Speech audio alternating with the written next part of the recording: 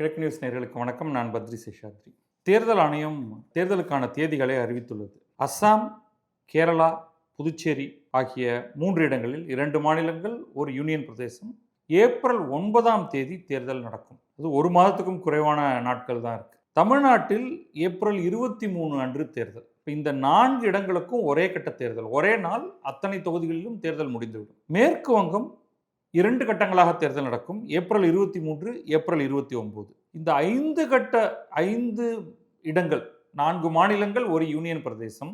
இந்த 5 இடங்களிலும் தேர்தல் முடிந்த பிறகு, ஏப்ரல் 29 கடைசியா முடிந்த பிறகு மே 4ஆம் தேதி தான் வாக்குகள் எண்ணப்படும். அன்றைக்கு மதியமே உங்களுக்கு முடிவுகள் தெரிந்துவிடும்.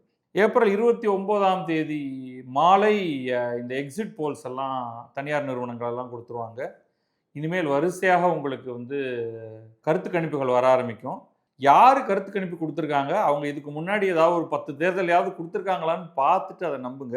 ஸோ தேர்தல் தேதி கடைசியாக அறிவிக்கப்பட்டாயிற்று. இனிமே எல்லா இடத்துலையும் தேர்தல் தொடர்பான பல விஷயங்கள் சூடுபிடிக்க ஆரம்பிக்கும். இந்தியன் எக்ஸ்பிரஸில் ஒரு பாரதிய ஜனதா கட்சியை மையமாக வைத்து, ஆனால் இந்த 5 இடங்களுக்குமான தேர்தல் பற்றி பாரதிய ஜனதா கட்சியின் திட்டம் என்ன, இந்த 5 மாநில தேர்தல்கள் சரி போன போது பாண்டிச்சேரி நம்ம மாநிலம்னு இப்படி சொல்றதுக்காவது வச்சுப்போம். இந்த 5 மாநிலங்களிலும் என்ன பாரதிய ஜனதாவுடைய திட்டம் அப்படின்ட்டு ஒரு நீண்ட கட்டுரை ஒன்று வந்திருக்கு. அதை பேசும்பொழுது மற்ற கட்சிகளோட அரசியலை பற்றி அதில் பேசிடுவோம் நம்ம. ஸோ இவங்களுடைய அந்த ஒன்லைனர் என்னன்னா, எப்படியாவது அஸ்ஸாமை தக்க வைத்துக் கொள்வோம். ஏன்னா அஸ்ஸாமில் ஏற்கனவே பாரதிய ஜனதா ஆட்சியில் இருக்கு. அஸ்ஸாமில் மட்டும்தான் ஆட்சியில் இருக்கு இந்த 5 இடங்கள்ல. இல்லை பாண்டிச்சேரியிலையும் கூட்டணியில் இருக்குது. ஸோ எப்படியாவது அஸ்ஸாமை தக்க வைத்துக் கொள்வோம். முடிந்தால் அல்லது முயற்சி பண்ணி மேற்கு வங்கத்தை வெல்வோம், மற்ற இடங்களில் கிளை பரப்புவோம் அப்படிங்கிறது தான் பாரதிய ஜனதாவுடைய திட்டம் அப்படின்னு இந்த கட்டுரை சொல்லுது. ஸோ இதில் என்ன ஒவ்வொரு மாநிலமாக நம்ம எடுத்துகிட்டு வருவோம். ஒவ்வொரு மாநிலமாக நம்ம எடுத்துகிட்டு வர்றதுல முதல்ல அஸ்ஸாம் எடுத்துக்கோம். அங்கே என்ன சிக்கல், யார் யார் முக்கியமான ஆட்கள் அப்படின்னு பார்ப்போம். அந்த இடத்தை பொறுத்த வரைக்கும் 2 முக்கியமான கட்சிகள், பல குறுங்கட்சிகள் இருக்கு. பாரதிய ஜனதா, காங்கிரஸ் இவர்கள் தான் மெயின் ஆப்போனன்ட்ஸ். ஆனால் கடந்த சில ஆண்டுகளில் எல்லா இடத்திலும் நடக்கிறது போல காங்கிரஸுடைய வலு குறைந்து கொண்டே வருகிறது. மறுபக்கம் பாரதிய ஜனதாவுடைய வலு அதிகரித்து கொண்டே இருக்கிறது. ஆனால் அது மட்டும் வைத்து பல விஷயங்களை தீர்மானித்து விட முடியாது. உதாரணத்துக்கு நீங்கள் அஸ்ஸாம் எடுத்துக்கிட்டிங்கன்னா அந்த டெமோகிராஃபி அப்படிங்கிறத பார்க்கணும். என்ன டெமோகிராஃபி? இந்துக்கள் எவ்வளோ பேர் இருக்காங்க, முஸ்லீம்கள் எவ்வளோ பேர் இருக்காங்க, பழங்குடியினர் எவ்வளோ பேர் இருக்காங்க. அஸ்ஸாமில் 34% பேர் முஸ்லீம். சரி, அதனால் என்ன அப்படின்னா, முஸ்லீம்கள் பெரும்பாலும் பாரதிய ஜனதாவுக்கு வாக்களிக்க மாட்டார்கள் அப்படிங்கிறது தான் அடிப்படை கருத்து. அதில் உண்மையும் இருக்குது. அப்போ பாரதிய ஜனதா ஜெயிக்கணும்னா மிச்சமுள்ள 66% பேர்லேருந்து கணிசமான வாக்குகளை பெற வேண்டும். இல்லாவிட்டால் ஜெயிக்க முடியாது. இதுதான், அதாவது இந்த 34 பேர் முஸ்லீம்களில் 34%த்தில் ஒரு 3-4% பேர் பாரதிய ஜனதாவுக்கு வாக்களிப்பார்கள் என்று வைத்து கொண்டாலுமே கூட கணிசமான அளவுக்கு பிறருடைய வாக்குகளை பெற வேண்டும். பிறர் அனைவரும் ஸ்டாண்டர்ட் டெஃபினிஷனில் வரக்கூடிய இந்துக்களானா கிடையாது. அங்கே பல்வேறு பழங்குடியினர்கள் வசிக்கிறார்கள். மிகப்பெரிய வெற்றியை கடந்த 2 முறையாக பாரதிய ஜனதா பெற்றிருக்கிறது. மேலோட்டமாக மல்டிபிள் இண்டிகேட்டர்ஸ் எல்லாம் பார்க்கும் பொழுது இந்த முறையும் பாரதிய ஜனதா ஜெயிப்பதற்கு தான் வாய்ப்புகள் அதிகம். பல காரணங்கள் இருக்கு. ஹிமந்த பிஸ்வா சர்மா இப்பொழுதைய முதல்வர், இதற்கு முன் காங்கிரஸில் இருந்தவர், ஒரு 10 ஆண்டுகளுக்கு முன்னாடி காங்கிரஸில் இருந்தவர். காங்கிரஸிலிருந்து விலகி அவர் என்ன சொன்னார்னா, ராகுல் காந்தியால் அவமானப்படுத்தப்பட்டு அதனால நான் காங்கிரஸிலிருந்து விலகுகிறேன், பாரதிய ஜனதாவில் சேர்கிறேன்னு சேர்ந்தவர். பாரதிய ஜனதாவில் இருக்கிறவங்க பேசுகிற இந்துத்துவத்தை விட இப்போ டபுள் இந்துத்துவம் பேசுகிறார். த பார்ன் அகெயின் கிறிஸ்டியன் அப்படின்னு ஒரு டெர்மினாலஜி சொல்லுவாங்க. கிறிஸ்தவ மதத்தில் வேறு மதத்திலிருந்து மாறி பேப்டிசம் பண்ணதுக்கு பிறகு அவங்க ஒரிஜினலாக வந்த கிறிஸ்தவர்களோட அதிகமான அளவுக்கு கிறிஸ்தவம் பேசுறதுக்காக அந்த வார்த்தையை பயன்படுத்துவாங்க.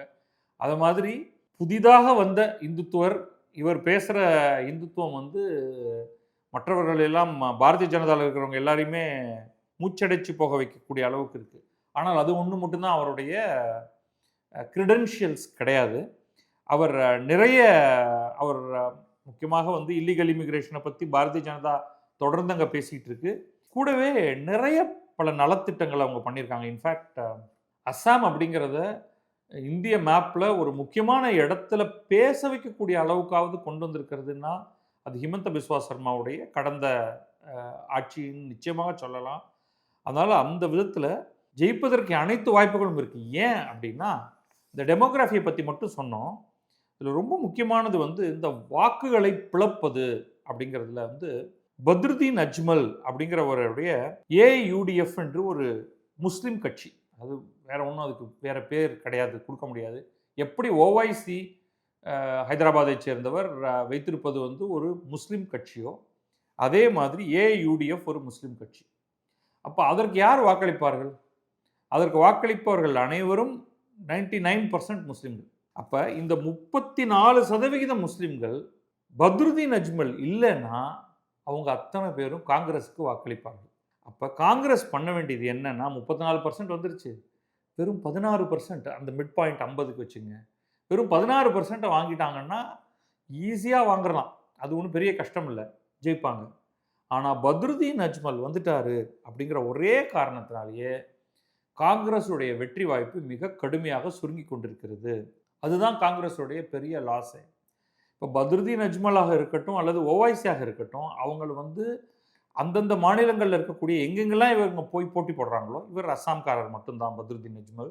அவங்கள வந்து பாரதிய ஜனதாவுக்கு எதிரான ஆனால் முஸ்லீம் கட்சி அல்லாதவர்கள் வந்து ஓட் கட்டர் அப்படிங்கிற ஒரு வார்த்தையை பயன்படுத்துகிறாங்க. நீங்கள் வந்து தாண்டா அந்த முஸ்லீம் சங்கு நீங்கள் பாதி எடுத்துடுறீங்க, அதனால் வந்து பாரதிய ஜனதாவை தோற்கடிக்க எங்களால் முடியவில்லை அப்படிங்கிறத வந்து நீங்கள் பல இடங்களில் இந்த குரல் கேட்கலாம். இதை நீங்கள் வந்து உத்தரப்பிரதேசத்தில் கேட்பீங்க, பீகாரில் கேட்குறீங்க, வேறு எங்கெல்லாம் வந்து முஸ்லீம்கள் கணிசமாக இருக்கிறார்களோ அங்கே முஸ்லீம் ரெப்ரசன்டேட்டிவ் பார்ட்டி வர ஆரம்பிக்கும் பொழுது இந்த பிரச்சனை வருது.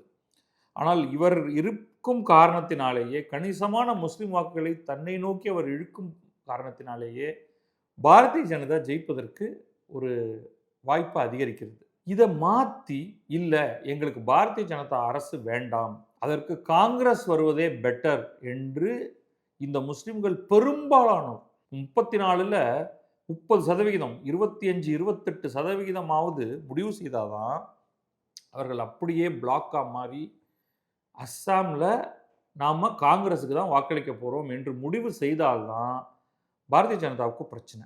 ஆனால் அப்படி நடப்பது போல் தெரியலை. இன்னொரு பக்கம் பாரதிய ஜனதா ரொம்ப கிளவராக என்ன பண்ணுறாங்கன்னா, பலவேறு பழங்குடி கட்சியினர் லைக் போடோக்கள் இருக்காங்க இங்கே, அந்த மாதிரி இருக்கிறவங்க எல்லாரையும் வந்து தங்களை நோக்கி இழுத்து, அதே மாதிரி அஸ்ஸாம் கன பரிஷத்னு ஒரு காலத்தில் வந்து ஆல் அஸ்ஸாம் ஸ்டூடெண்ட்ஸ் யூனியன் என்ற ஒரு அமைப்பு இருந்தது. அதிலேருந்து தான் பிரஃபுல்ல குமார் மொஹந்தா என்ற ஒருவர் வந்தார். அவர் அஸ்ஸாமுக்கு சீஃப் மினிஸ்டராக அது ஒரு மாணவர் மூவ்மெண்ட் ஆகி அஸ்ஸாம் கன பரிஷத் என்ற ஒரு கட்சியாக மாறி அந்த கட்சியின் சார்பில் தேர்தலில் போட்டிட்டு அவர் ஒரு காலத்தில் முதல்வராக ஆகியிருக்கிறார். இப்பொழுது அந்த கட்சியெல்லாம் சுருங்கி போய் பாரதிய ஜனதாவுடைய ஆதரவு கட்சியாக ஒரு ஓரத்தில் இருக்குது. அவங்களும் தேர்தல் நிற்பாங்க, அவங்களுக்கு கொஞ்சம் இடம் கொடுக்கப்படும். அவர்கள் வெற்றி அடைந்து வரும்போது அவர்களுக்கு மினிஸ்ட்ரியும் கொடுத்துருவாங்க பாரதிய ஜனதாவில். அவர்கள் இந்த மாதிரியாக மற்ற பல அமைப்புகள் எல்லாவற்றுக்கும் தங்களுடைய ஒரு பெரும் கூட்டணிக்குள்ள திறமையோடு வைத்திருக்காங்க. அப்படிங்கிறது தான் பாரதிய ஜனதாவுடைய பலம். மாறாக காங்கிரஸில் இன்ஃபைட்டிங் சொல்லவே வேண்டாம். அது எல்லாம் ஒன்றா சேரும் பொழுது அங்கே தலைமையிலிருந்து இப்போ ராகுல் காந்தியோ அல்லது பிரியங்கா காந்தியோ அல்லது சோனியா காந்தியோ இவர்களெல்லாம் அஸ்ஸாமில் போய் எந்த அளவுக்கு கிரவுண்ட் லெவலில் கேம்பெயின் பண்ணுவாங்கன்னு பார்த்தா நெக்ஸ்ட் டு நத்திங். ஆனால் நீங்கள் பார்த்தீங்கன்னா நம்ம முதல்வர் ஹிமந்த பிஸ்வா சர்மாவுக்கு அவர் கரங்களை வலுப்படுத்துவதற்கு அமித்ஷாவும் நரேந்திர மோடி 2 பேரும் அங்கே போயிட்டே இருக்காங்க. இப்போ கூட மிகப்பெரிய ஒரு நாள்களுக்கு முன்னாடி ஒரு மிகப்பெரிய மாநாட்டு ஒன்றில் அமித்ஷா போய் கலந்துட்டு வந்துட்டு இருக்காரு. இப்போ பாரதிய ஜனதா தன்னுடைய முழுமையான எஃபர்ட்டை வந்து ஒவ்வொரு இடத்துலையும் போட்டுக்கிட்டு இருக்கும் பொழுது காங்கிரஸில் நீங்கள் அதை பார்க்கவே முடியறதில்லை. இதை வச்சுப்போம். அப்போ என்னுடைய ஒரு கெஸ் அப்படின்னு ப்ரெடிக்ஷன் அப்படின்னு வச்சுக்கோங்க, அஸ்ஸாம் கொஞ்சம் கஷ்டங்கள் இருந்தாலும் பாரதிய ஜனதா தக்க வைத்து கொள்ளும் அப்படிங்கிறது என்னுடைய கருத்து. அடுத்து அப்படியே நம்ம வங்கத்துக்கு வருவோம். வங்கமில் வந்து பாரதிய ஜனதா மிகப்பெரிய அளவுக்கு ஒரு வளர்ச்சி கண்டிருக்கிறது. அங்கே ஒரு காலத்தில் பலமுறை ஜெயித்து வந்த காங்கிரஸ், அதற்கு பிறகு தொடர்ச்சியாக ஜெயித்து வந்த சிபிஐஎம் மார்க்சிஸ்ட் கம்யூனிஸ்ட் கட்சி, இந்த இரண்டும் இன்னைக்கு கண்ணு கட்டின தூரத்தில் கிடையவே கிடையாது. இவங்கெல்லாம் வந்து பலமுறை முதலமைச்சர்களாக இந்த கட்சி பெரும்பான்மை பெற்று இருந்திருக்கு. கடந்த 3 முறை திரிணாமுல் காங்கிரஸ் மம்தா பானர்ஜியோடது தொடர்ச்சியாக ஜெயித்திருக்கு. அதுக்கு முன்னாடி 6 முறைக்கு மேல 5, 6 முறை சிபிஎம். அதுக்கு முன்னாடி கண்ணு கட்டின தூரம் வரைக்கும் காங்கிரஸ் தான். அந்த மாதிரி இருந்த நிலையில அது 2 கட்சி ஆல்மோஸ்ட் காணாம போயிருச்சு. தேர் இரலவென்ட். காணாம போயிருச்சுன்னா இவங்க உங்களுக்கு ஒருத்தரோட ஒருத்தர் சேர மாட்டாங்க. இந்த 4 பேரும் தனித்தனியாக தேர்தல் நிற்பாங்க. அந்த 4 பேர் தனித்தனியாக தேர்தல் நிற்கும்போது இடதுசாரிகளும் காங்கிரஸும் ஏதோ 3-4%, 4-5% ஓட்டுகளை வாங்கி இரலவென்சி ஒரு இடத்துல கூட ஜெயிக்க முடியாது. காங்கிரஸ் கூட ஒரு 2 சீட்டு ஜெயிச்சாலும் ஜெயிச்சிடும். இடதுசாரிகள் 0 தான் வாங்குறாங்க இப்போ கம்ப்ளீட்டாக. காங்கிரஸ் எங்கே ஜெயிக்கும்னா ரொம்ப முஸ்லீம் மெஜாரிட்டியான இடங்களில் ஒரு 2 அல்லது 3 சீட்டு அவங்க ஜெயிக்கிறதுக்கான அசம்பிளி சீட் ஜெயிக்கிறதுக்கான வாய்ப்பு இருக்குது. அப்போ ஃபார் ஆல் ப்ராக்டிக்கல் பர்பஸஸ் நம்ம என்ன பார்க்குறோம் அந்த இடத்துலன்னா திரிணாமுல் காங்கிரஸுக்கும் பாரதிய ஜனதாவுக்கும் நேரடி போட்டி. ஸோ என்ன நடந்திருக்கு லாஸ்ட் ஃபியூ எலெக்ஷன்ஸ்லன்னு பார்த்தா ரொம்ப ஆச்சரியமாக இருக்கும். முதல்ல பார்லிமெண்ட் எலெக்ஷன் சொல்லிடுறேன், அதுக்கப்புறமா அசம்பிளி எலெக்ஷனுக்கு வருவோம். பார்லிமெண்ட் எலெக்ஷன் 2009 ஆரம்பிக்கிறேன். 2009 பார்லிமெண்ட் எலெக்ஷனில் 42 நாடாளுமன்ற தொகுதியிலையும் பிஜேபி நின்றுது, ஒரு இடத்துல ஜெயிச்சது. 2014 42 நின்று 2 இடம், 2019 42 நின்று 18 இடங்கள், ஒரு லீப். அப்படியே 2024 திரிணாமுல் காங்கிரஸ் மிக கடுமையான போராட்டம் மூலமாக இந்த பாரதிய ஜனதாவுடைய வளர்ச்சியை கடுமையாக நிறுத்திச்சு. 42 இடத்துல நின்று 12 இடங்களில் தான் ஜெயிக்க முடிந்தது. ஆனால் அதுதான் 2ஆம் இடம். ஸோ எஃபெக்டிவ் ஆப்போசிஷன் பார்ட்டி பெங்காலில் அப்படின்னு பார்த்தா அது பாரதிய ஜனதா தான். சரி, அசம்பிளி எலெக்ஷனில் அப்படின்னு பார்த்தா 2011 மொத்தம் இருக்கிற 289 இடத்துல நின்று 0, பாரதிய ஜனதாவுக்கு கிடைச்ச இடம் 0. 2016 291 இடத்துல நின்று 3 இடங்கள் ஜெயிச்சது. 2021 தேர்தலில் இந்த முறை கட்டாயமாக நாங்கள் ஜெயிச்சிருவோம் அப்படின்னு பாரதிய ஜனதா சொல்லி களமிறங்கினாங்க. எல்லா இடத்துலையும் நின்னாங்க. பீகாரை சேர்ந்த பிரசாந்த் கிஷோர் மம்தா பானர்ஜிக்கு உதவி செய்து கொண்டிருந்தார். அவர் வந்து தெளிவாக சொன்னார், நீங்கள் வந்து 2 இலக்க இடங்களுக்கு மேலே வாங்க மாட்டீங்க, நீங்கள் 100 இடம் கூட ஜெயிக்க மாட்டீங்க அப்படின்னு சொன்னார்.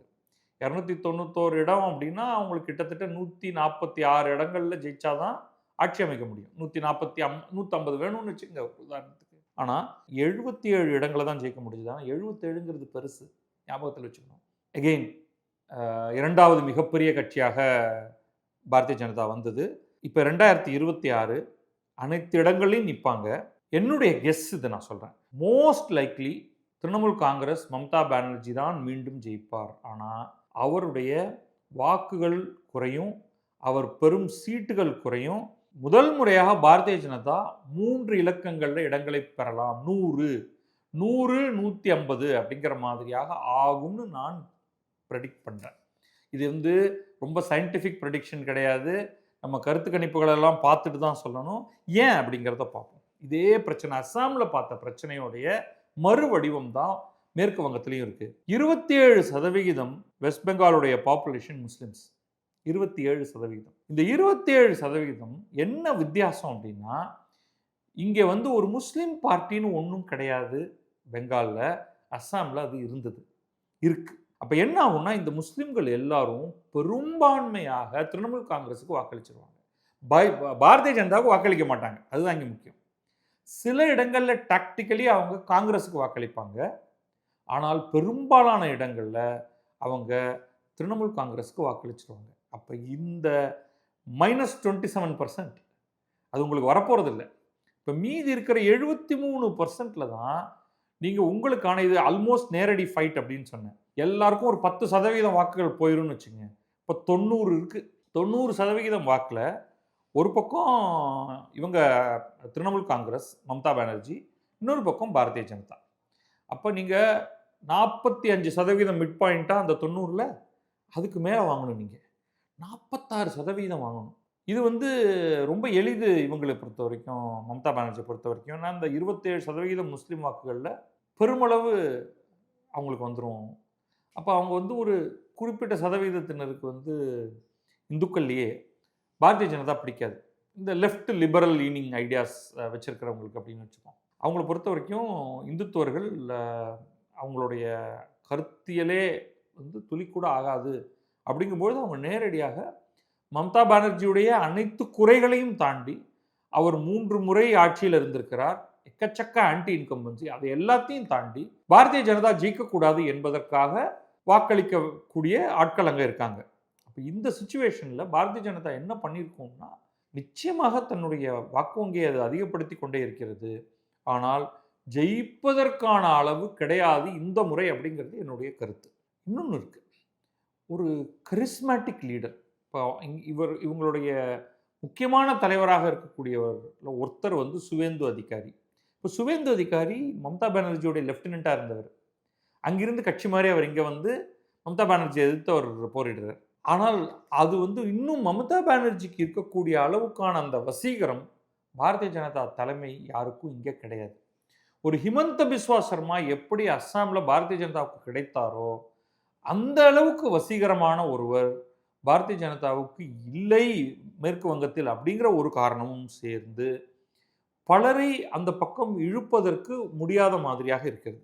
ஆனால் இன்னொரு பக்கம் பார்த்தா மேற்கு வங்கம் இண்டஸ்ட்ரியல் டெவலப்மெண்ட்டில் ரொம்ப ரொம்ப குறைவான இடத்துல இருக்குது. மல்டிபிள் இண்டிகேட்டர்ஸ் பலவற்றை பொறுத்தவரை ரொம்ப கீழே இருக்குது. Very very poor quality economics அவங்க ஃபாலோ பண்ணிட்டு இருக்காங்க. அதன் காரணமாக இளைஞர்கள் ஒருவேளை பாரதிய ஜனதாவுக்கு வாக்களிப்பார்களா அப்படின்னா அதெல்லாம் வந்து சேர்ந்தாலும் கொஞ்சம் தான் இந்த பக்கம் நகர்த்தும். மேபி 77ங்கிறது கடைசியாக இருந்ததுலேருந்து 100ங்கிறதுக்கு போகிறதுக்கான பாசிபிலிட்டி இருக்குது. அவ்வளோதான் சொல்லலாம். அடுத்தது இந்த எஸ்ஐஆருங்கிறது நிறையா பேர் பேசுகிறாங்க. I don't think it has a huge impact. But whatever it is, என்னுடைய கரண்ட் ப்ரெடிக்ஷன் பாரதிய ஜனதாவுடைய இடங்கள் அதிகரிக்கும். ஆனால் மீண்டும் மம்தா பானர்ஜி தான் ஜெயிப்பதற்கான பாசிபிலிட்டி இருக்கும். Be very difficult for BJP to win. As usual காங்கிரஸும் இடதுசாரிகளும் சேர்ந்து 0 மண்ணை தான் கவ போகிறாங்க. அங்கிருந்து நம்ம 3வது இடத்துக்கு வருவோம். கேரளா. கேரளா வந்து இது வேறு மாதிரியான ஒரு ஃபைட். இந்த இடத்துல வந்து நம்ம இப்போ மண்ணை கவுவார்கள்னு 2 பேரை சொன்னோம் இல்லையா. காங்கிரஸ் மேற்கு வங்கத்தில் 0ல் இருக்கக்கூடிய காங்கிரஸும், அது யார் வந்து அப்சல்யூட் 0வோ மேற்கு வங்கத்தில் அவங்க தான் கேரளாவில் ஹீரோக்கள். காங்கிரஸும் இடதுசாரிகளும். இடதுசாரிகள் இப்பொழுது ஆட்சியில் இருக்கிறார்கள். தொடர்ந்து 2 முறை ஜெயித்திருக்கிறார்கள். யூஸ்வலி கேரளாவில் என்ன நடக்கும்னா மாறி மாறி 2 கூட்டணியும் மாறி மாறி ஜெயிச்சுட்டு இருக்கும். ஒரு பக்கம் காங்கிரஸ் தலைமையிலான கூட்டணி, இன்னொரு பக்கம் இடதுசாரிகள் முக்கியமாக மார்க்சிஸ்ட் தலைமையிலான கூட்டணி. ஆனால் இந்த கடந்த 2021லையும் அதற்கு முன்னாடி 2016 2 தேர்தல்கள்லையுமே கேரளாவில் இடதுசாரிகள் தான் ஜெயிச்சாங்க. இப்போ 2026ல் மீண்டும் 3வது முறை ஜெயிப்பார்களா? கொஞ்ச நாளைக்கு முன்னாடி வரைக்கும் என்ன மாதிரி சொல்லிட்டு இருந்தாங்கன்னா, இல்லை கட்டாயமாக காங்கிரஸ் இந்த முறை ஜெயித்து விடும் அப்படிங்கிற மாதிரி சொல்லிக்கிட்டு இருந்த நிலையில் fight will be very very tight and very very close அப்படின்னு சொல்லியிருக்காங்க. இப்போ இதில் பிஜேபியோட ரோல் என்ன? இங்கே பிஜேபிக்கு கூட்டணிக்கான எந்த வாய்ப்புகளும் கிடையாது. எப்படி மேற்கு வங்கத்தில் அவர்கள் தனியாக நிற்கிறார்களோ அதே மாதிரி இங்கேயும் அவர்கள் இங்கே தனியாகத்தான் நிற்கணும். ஒரு இந்துத்துவ இயக்கங்களில் ஒரு சிலது கொஞ்சம் அவங்களோட சேர்ந்து இருக்கும். பட் அவங்களுக்கெல்லாம் வந்து பயங்கரமான ஒரு சப்போர்ட் பேஸ் கிடையாது. கடந்த பல ஆண்டுகளாகவே கிறிஸ்தவர்களை தன்னை நோக்கி கொஞ்சம் கொஞ்சமாக ஈர்க்க ஆரம்பித்திருக்கிறது பாரதிய ஜனதா. உண்மைதான். ஏன்னா வந்து அவங்க என்ன பண்ணுறாங்கன்னா, முஸ்லிம்களுடைய அபரிமிதமான வளர்ச்சி எண்களில், அதனால் கிறிஸ்தவர்களுக்கும் பாதிப்பு, இந்துக்களுக்கும் பாதிப்பு, அதனால் நீங்கள் வந்து கொஞ்சம் எங்களோட சேருங்க அப்படிங்கிற மாதிரியான ஒன்றை செய்து கொண்டிருக்கிறார்கள். நம்ம பார்க்குறதுல இருக்கக்கூடிய ரொம்ப இன்ட்ரெஸ்டிங்கானது என்னென்னா, அஸ்ஸாமாக இருக்கட்டும், மேற்கு வங்கமாக இருக்கட்டும், இப்போ கேரளமாக இருக்கட்டும், இது எல்லாத்துலேயும் demography is completely against BJP. Demography is against BJP. Muslim Christian population மொத்தமாக சேர்ந்து கேரளாவில் 45%. நீங்கள் பாருங்கள், அஸ்ஸாமில் 34% முஸ்லீம்கள், மேற்கு வங்கத்தில் 27% முஸ்லீம்கள், கேரளத்தில் முஸ்லீம்களும் கிறிஸ்டியன்ஸும் சேர்ந்து 45%. இப்போ பொதுவாக இந்து கட்சி என்று அறியப்பட்ட பாரதிய ஜனதாவுக்கு இந்த இடங்கள் எல்லாத்துலேயுமே மிகுந்த சிக்கல் அப்படிங்கிறத மட்டும் புரிஞ்சுங்க. அப்போ இந்த நிலையில் இந்துக்கள் அப்படிங்கிறவங்க வந்து பெரும்பாலும் பாரதிய ஜனதாவை இன்னும் மதிக்கவே ஆரம்பிக்கல. என்ன அவங்களுடைய சாதனை இது வரைக்கும்னா, 2024 லோக்சபா எலெக்ஷனில் ஒரு பார்லிமெண்ட் கான்ஸ்டிடுவன்சியை ஜெயித்திருக்காங்க பாரதிய ஜனதா. இது வந்து ஒரு மிகப்பெரிய சாதனை அவங்கள பொறுத்த வரைக்கும்.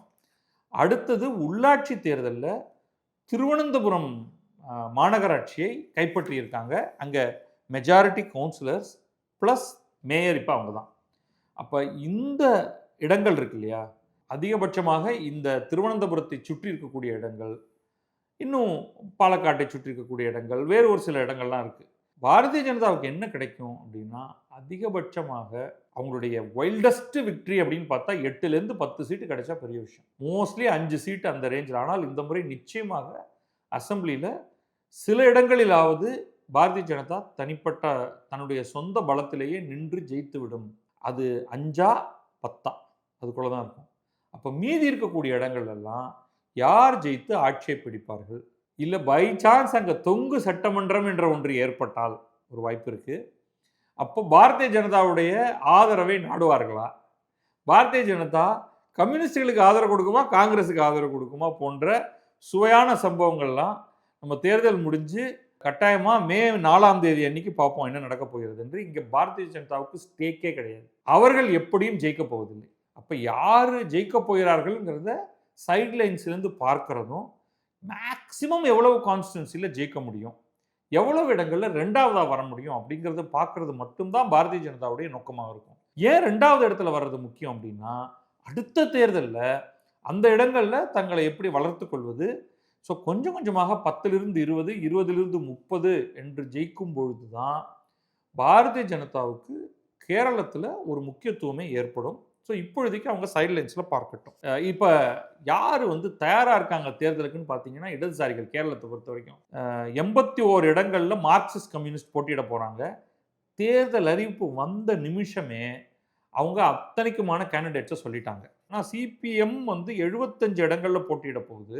மீதி இடங்கள்லாம் அவர்கள் there going to support independents, சுயேட்சைகளுக்கு ஆதரவு தரப்போகிறோம் அப்படின்னு சொல்லியிருக்காங்க. அதே நேரத்தில் சிபிஐ அவங்க 25 இடங்களில் நிற்க போகிறாங்க. அதற்கான கேண்டிடேட்ஸையும் அவங்க அனௌன்ஸ் பண்ணிட்டாங்க. இப்போ நம்ம தமிழ்நாட்டுக்கு வரத்துக்கு முன்னாடி, தமிழ்நாடு தான் நம்முடைய களம், அதுக்கு முன்னாடி நம்ம புதுச்சேரியை பார்த்துருவோம். புதுச்சேரியில் பாரதிய ஜனதா ஆட்சியில் இருக்குது. போன தடவை 6 இடங்களில் அவங்க ஜெயிச்சிருந்தாங்க. நிறைய கட்சி மாற்றம், இந்த கட்சியிலேருந்து எடுக்கிறது, அந்த கட்சியிலேருந்து எடுக்கிறது, லிட்ரலி புதுச்சேரியில் பிற கட்சிகளிலிருந்து வந்தவங்களை வைத்து தான் பாரதிய ஜனதா தன்னுடைய கட்சியை இன்றைக்கு உருவாக்கி இருக்கிறது. இப்போ அவர்கள் ஒரு வலுவான கூட்டணியில் இருக்காங்க. ஏற்கனவே ஆட்சியில் இருக்கக்கூடிய என்ஆர் காங்கிரஸுக்கும் பாரதிய ஜனதாவுக்கும் இடையே ஒரு தேர்தல் ஒப்பந்தம் ஆல்ரெடி நடந்துருச்சு. அதன்படி என்ஆர் காங்கிரஸுக்கு 16 இடங்களும், பாரதிய ஜனதா பிளஸ் ஏடிஎம்கேக்கு 14 இடங்களும் அப்படின்னு. அந்த 14 இடங்கள்லையும் எனக்கு டீட்டெயில்ஸ் அதுக்கப்புறமா நான் பார்க்கல. பட் மோஸ்ட்லி பாரதிய ஜனதா 10 இடங்கள்லையும், ஏடிஎம்கே 4 இடங்கள்லையும் கண்டெஸ்ட் பண்ணுவாங்கங்கிறது என்னுடைய கெஸ். இது கெஸ் தான், இதோட டீட்டெயில் வந்தால் தான் தெரியும். இன்னொரு பக்கம் பார்த்தீங்கன்னா, திமுகவும் காங்கிரஸும் பயங்கர காமெடியாக சண்டை போட்டுட்டு இருக்காங்க. அவங்க ஆட்சியில் இல்லை, மீண்டும் ஆட்சியில் வருவது கஷ்டம். அப்படி இருக்கும் நிலையிலும் கூட நாங்கள் எல்லா சீட்லையும் இருக்க போகிறோம், நீ யார் என்னோட நீ இருக்க வேண்டாம், இல்லை நாங்கள் தான் எல்லா இடத்துலையும் இருக்க போகிறோம் அப்படின்ட்டு 2 பேரும் சண்டை போட்டுட்டு இருக்காங்க. கடைசியில் பார்த்தா அவங்கவுங்க அவங்க ஒரு கூட்டணியே ஏற்படாமல் டிஎம்கேயும் பல இடங்களில் நிற்கும், காங்கிரஸும் பல இடங்களில் நிற்கும்.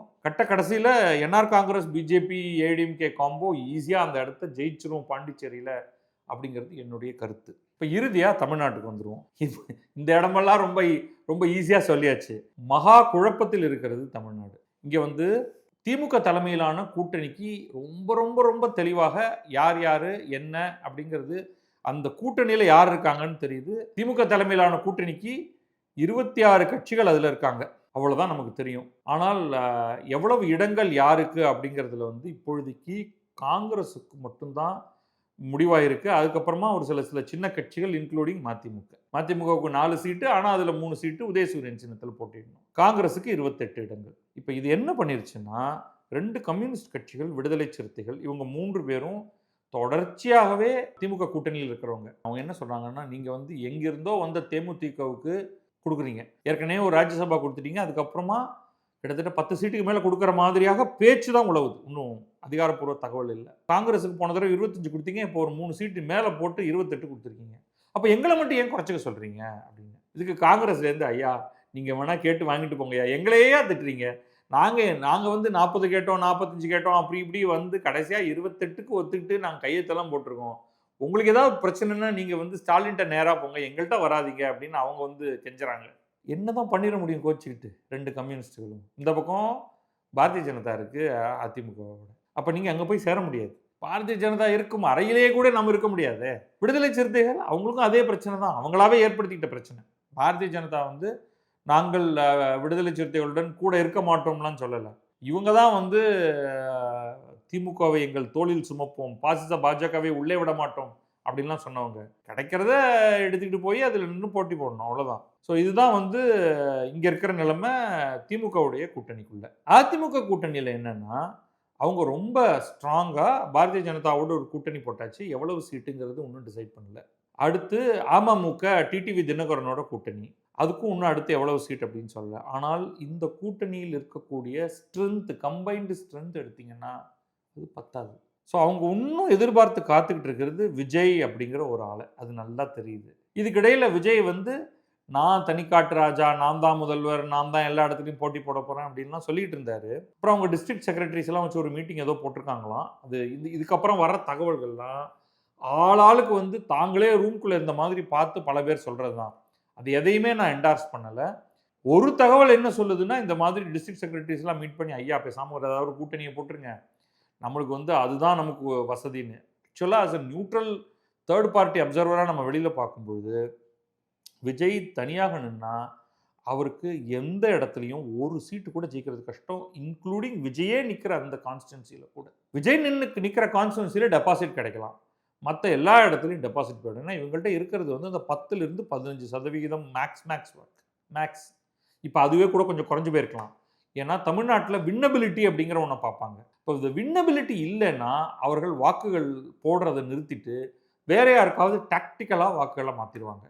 அது ஆன்டி டிஎம்கேவாக இருந்தால் அது ஏடிஎம்கேக்கு போகும், ஆன்டி ஏடிஎம்கேவாக இருந்தால் அது டிஎம்கேக்கு போகும்.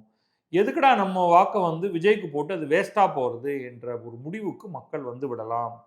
ஆனால் அதே இது இவருக்கு ஈவன் 6% வாக்குகள் இருந்தாலுமே கூட, வெறும் 5-6% இருந்தாலே நீங்கள் அப்படியே lock stock and barrel ADMK மாதிரியான ஒரு கூட்டணிக்கு நீங்கள் போனீங்கன்னா நீங்கள் அந்த கூட்டணியை உடனே ஓவர் நைட் வெற்றி கூட்டணியாக மாற்றிடுவீங்க. ஸோ இன்னைக்கு விஜய்க்கு முன்னாடி இருக்கிற வாய்ப்புகள் 2. சொந்த காலில் நின்று டே நான் தாண்டா ஹீரோ அப்படின்னு சொல்லி 0 வாங்குறது, அல்லது பவன் கல்யாண் ஆந்திராவில் செஞ்ச மாதிரி ஹீரோ அப்படிங்கிறவன் தன்னுடைய அணி ஜெயிக்கணும் அப்படிங்கிறது தான்.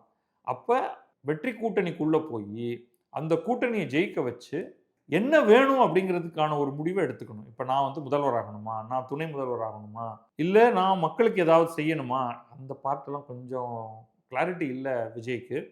பட் ஏதோ ஒரு முடிவை அவர் எடுக்க வேண்டிய ஒரு இடத்துக்கு வருவார்.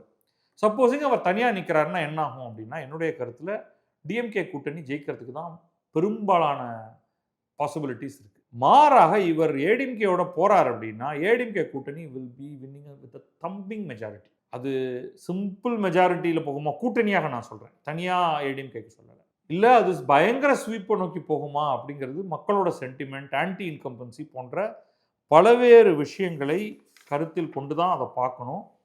ஸோ இதுதான் இப்பொழுதைக்கு பல மாநிலங்களுடைய ஒரு அலசல். இந்த 5 மாநிலங்களுக்கான தேர்தல் தேதி அறிவிக்கப்பட்டதன் அடிப்படையில் நம்ம இதை பார்க்குறோம்.